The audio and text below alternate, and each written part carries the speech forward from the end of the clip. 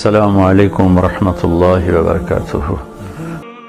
بھائی ہم بچے، ہمارے آج کل کے بچوں نے ایک مسئلہ بڑا پکا یاد کر لیا، کہتے ہیں مولانا پیر صاحب پسند کی شادی کرنا جائز نہیں۔ میں کہتا ہوں صاحب اور بھی بڑی چیزیں جائز ہیں، صرف ایک ہی شے جائز رہ گئی ہے۔ رسول پاک صلی اللہ علیہ وسلم سوائے اللہ کے کسی کے پابند نہیں، کسی کے پابند نہیں۔ پر جناب سیدہ خدیجہ الکبریٰ رضی اللہ تعالی عنہ نے پیغام نکاح دیا، یا رسول اللہ میں شادی کرنا چاہتی ہوں، حضور کسی کے پابند نہیں۔ پر میرے محبوب نے فرمایا میرا چچا میرے والد کی جگہ ہے، میں اپنے چاچا سے پوچھ کے تمہیں جواب دوں گا۔ یہ ہے پسند کی شادی جو میرے نبی نے بیان فرمائی ہے۔ تو سارا کچھ کراس کر کر کے گزر جاتا ہے، یہاں تو حال یہ ہے کہ پالنے والا کوئی اور سائے میں بیٹھنے والا، باغ تیرے دی کر کر راکھی میں ساری عمر گزاری، تو جدوں اے پھل پکن تے آیا تے لے گئے ہور بپاری۔ اور بیٹا گزرتا ہے اماں کے دروازے کے آگے سے، اماں کے دروازے کے آگے بیٹا امرود لے کے آیا ہے 6 کلو۔ توجہ ہے میری بات پر؟ ادھر دیکھیں جی، چھوڑیں تھوڑی دیر ہماری سنیں۔ وہ امرود لے کے آیا 5-6 کلو، تو اماں کے دروازے کے قریب سے گزر گیا رات کو، تو کمائی کھانے کا ٹائم آیا نا، تو گزر گیا۔ تو وہ وزیر اعظم سے ڈرتا ہے نا، تو جا کے بی بی سے کہتا ہے بی بی کے حقوق دینا بھی رسول اللہ کی سنت ہے، لیکن یہ کیا بات ہوئی، تو نے بیوی اور ماں کا مقابلہ شروع کرا دیا ہے؟ سمجھ تو صحیح، یہ تیرے لیے کعبے کی جگہ ہے اور تو بیوی کے لیے کعبے کی جگہ ہے، اسے بھی سمجھنا چاہیے، غور کرنا چاہیے۔ 5 کلو امرود لے کے تو ماں کے کمرے کے قریب سے گزر گیا ہے، بی بی کو جا کے کہتا ہے چل آدھا کلو اماں کو بھی دے آ، اس کے کون سے دانت ہیں، تو پلیٹ میں ڈال کے وہ لائی ہے۔ تو سمجھا ہی نہیں، تو نے غور ہی نہیں کیا۔ بندہ تو وہ ٹھیک نہیں تھا، نپولین، پر کسی نے اس سے پوچھا تھا بتا زندگی میں پیسے لینے کا مزہ کب آیا؟ اس نے کہا کہ مجھے مزہ تب آتا تھا کہ میں اپنی ساری کمائی لا کے اپنی اماں کے ہاتھ پہ رکھتا تھا، اور پھر جب میں اپنی ماں سے تھوڑا تھوڑا خرچہ لیتا تھا نا، تھوڑا تھوڑا، توجہ ہے میری بات پہ؟ اماں جی 10 روپے دے آجے، کہتے جب میں تھوڑا تھوڑا خرچہ لیتا تھا نا، تو مجھے یوں لگتا تھا جیسے میں بادشاہ وقت کے سامنے کھڑا ہوں اور وہ خزانے کا منہ کھول کھول کے مجھے دیتا جا رہا ہے۔ تو اس ذائقے کو سمجھ تو صحیح بھائی، تو اس کو سمجھ تو صحیح بھائی، یاد رکھیں اور غور کریں۔ ماں اور باپ، اور پھر یہ بھی سن لیں، نبی پاک صلی اللہ تعالی علیہ وآلہ وسلم نے ماں باپ کے لیے فرمایا ہما جنتک و نارک، یہی تیری جنت ہے اور یہی تیرے لیے جہنم ہے۔ اگر یہ راضی ہو گئے تو تیرے لیے جنت ہے، ناراض ہو گئے تو چاہے تو 100 پیر کے مزار پہ حاضری دے آ، لیکن جب تک ابا راضی نہیں اتنی دیر تک اللہ راضی۔ یہ حدیث پاک ہے، حضور نے فرمایا جس کے والد راضی اس کا اللہ راضی، اور جس کا باپ ناراض اس کا اللہ۔ ہاں بے شک، اب یہ حدیث ہے نا، تو سارے ولی ایک طرف بیٹھ جائیں، کہیں یا اللہ بخش دے مرید کو، لیکن اگر ابا کہے یا اللہ نہ معاف کرنا، تو اللہ ان اولیاء کی نہیں مانتا، والد کی مانتا ہے۔ اس لیے بلے شاہ آسمانی اڈ دیاں پڑھنا ہے، جیڑا گھر بیٹھا انہوں پڑھیا ہی نہیں۔ بھائی یاد رکھو، ماں باپ سے پیار کرو، ان کی خدمت کرو، ان کے پاس بیٹھا کرو، اور ماں باپ کو ٹائم دیں، وقت دیں، چند گھڑیاں ان کے پاس بیٹھیں۔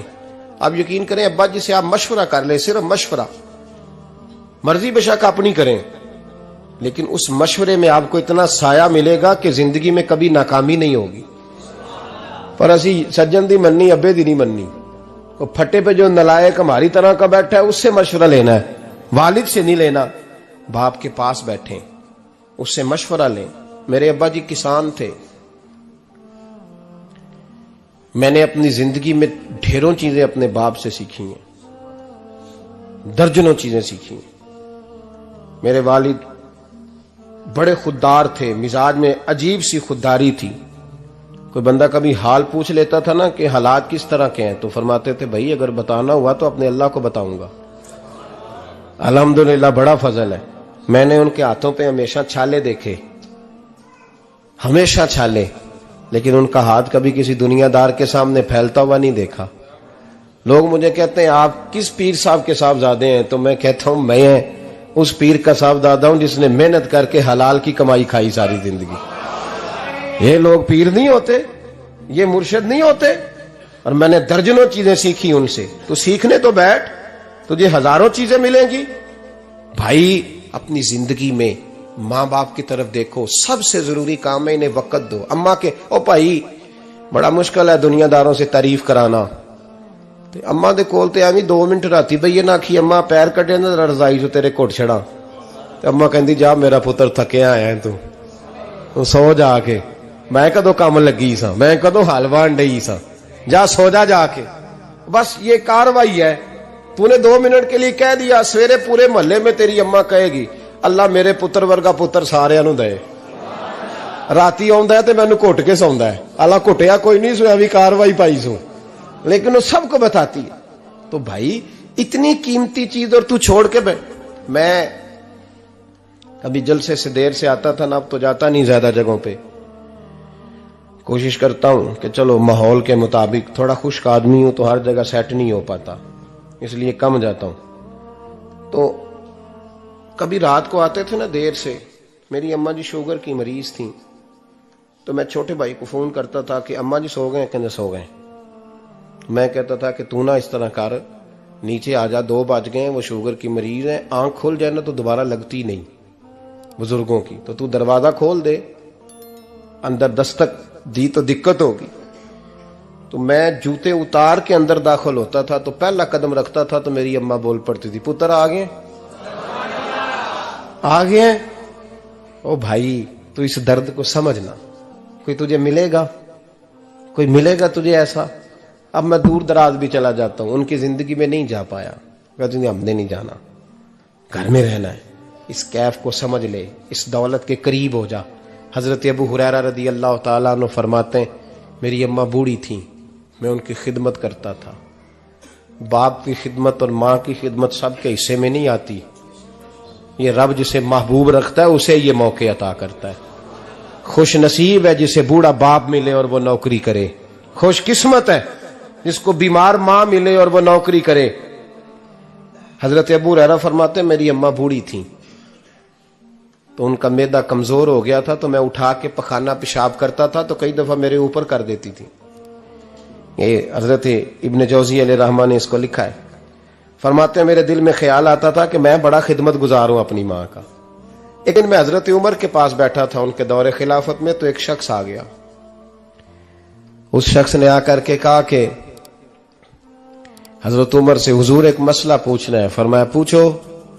وہ کہنے لگا حضور میری اماں بوڑھی ہو گئی ہے, بیمار رہتی ہے, مریضہ ہے, مجھے آواز دیتی ہے بیٹے پیشاب آیا ہے, آواز دیتی ہے, تو میں اماں کو اٹھاتا ہوں. ابھی میں بیت الخلاء تک, واش روم تک جاتا نہیں کہ میری اماں میرے اوپر پیشاب کر دیتی. حضرت عمر سے کہنے لگا حضور بچپن میں اماں پہ پیشاب کرتا تھا, اب اماں میرے اوپر کر دیتی ہے تو حق ادا ہو گیا نا. حضرت ابو ہریرہ کہتے ہیں جب اس نے سوال پوچھا تو میرے بھی کان کھڑے ہو گئے. میں نے کہا یہ تو میرے والا مسئلہ پوچھ رہا ہے, میرے والا مسئلہ پوچھ رہا ہے. میرے پاس ایک دوست جمعہ پڑھنے آتے ہیں بڑی دور سے, مجھے کہنے لگے حضرت صاحب جدوں بھی میں آنا نا تسی میری ہوئی گل چھیڑ دیندے ہو, وہ جو بات ہوتی ہے نا بالکل میری ہوتی ہے. میں نے کہا نہیں یار جو میں کر رہا ہوتا ہوں وہ میری بھی ہوتی ہے, وہ سارے معاشرے کی ہوتی ہے. ہمیں لگتا ہے کہ میری ہو رہی ہے, حالانکہ وہ بات ہماری سب کی مشترکہ ہوتی ہے. سن لے اور یاد رکھ لیں. حضرت ابو ہریرہ فرماتے میرے کان کھڑے ہو گئے. میں نے کہا اس نے تو میری بات پوچھنی شروع کر دی. حضرت فاروق اعظم سے کہنے لگا حضور بچپن میں اماں پہ پیشاب کرتا تھا, وہ میرے اوپر کر دیتی ہے تو حق ادا ہو گیا. حضرت عمر کہنے لگے نہیں کوئی نہیں ہوا. اس نے کہا حضور مجھے سمجھائیں, وہ سارے کام جو میں اماں کے ساتھ کرتا تھا اماں میرے ساتھ کرتی ہے تو کیوں نہیں ہوا. حضرت عمر کہنے لگے بھائی پیشاب تو بھی اماں پہ کرتا تھا اور اماں بھی تیرے اوپر کرتی ہے, پر تیری اور تیری ماں کی سوچ میں بڑا فرق ہے. اس نے کہا حضور کس طرح؟ تو کیا جواب ہے سیدنا فاروق اعظم کا, لو کان نبی بعد لکان عمر ابن خطاب. کیا جواب ہے. حضرت عمر فرمانے لگے تیری اور تیری ماں کی سوچ میں بڑا فرق ہے. کہا حضور کس طرح؟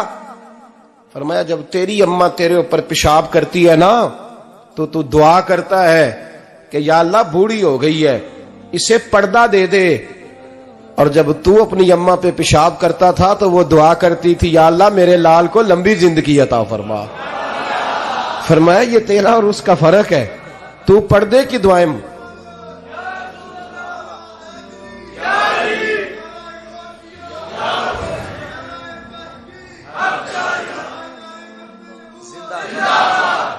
سنے عزیزو، کہا جب تیری اور تیری ماں کی سوچ میں، اور نبی پاک صلی اللہ علیہ وسلم نے فرمایا ہے جتنے بھی گناہ انسان کرتا ہے نا اللہ کریم سزا کو روک دیتا ہے، قیامت میں سزا دے گا. اور جو ماں باپ کا نافرمان ہے نا اس کو دنیا میں بھی سزا ملے گی. جو ماں باپ کا نافرمان ہے اسے دنیا میں بھی. آپ یقین کریں بچے تھوڑا سا پڑ جاتے ہیں بیچارے تو ماں باپ سے کہتے ہیں ابا جی تسی پرانے دور دے ہو تو انہوں کی پتہ ہوئے، اور تجھے پتہ ہی نہیں بھائی، تجھے خبر ہی نہیں، یہ پرانے دور کے نہیں، تو بیوقوفوں کے دور کا ہے. تو سمجھ یہ کوئی تعلیم ہے؟ اکبر الہآبادی نے کہا تھا ہم ایسی لاکھوں کتابیں قابل ضبطی سمجھتے ہیں، ضبط کرنے کو دل کرتا ہے. ہم ایسی لاکھوں کتابیں قابل ضبطی سمجھتے ہیں جن کو پڑھ کے بیٹے باپ کو خبتی سمجھتے ہیں. بات کرنے والی ماں اور باپ اتنا بڑا درجہ ہے. اور بھائی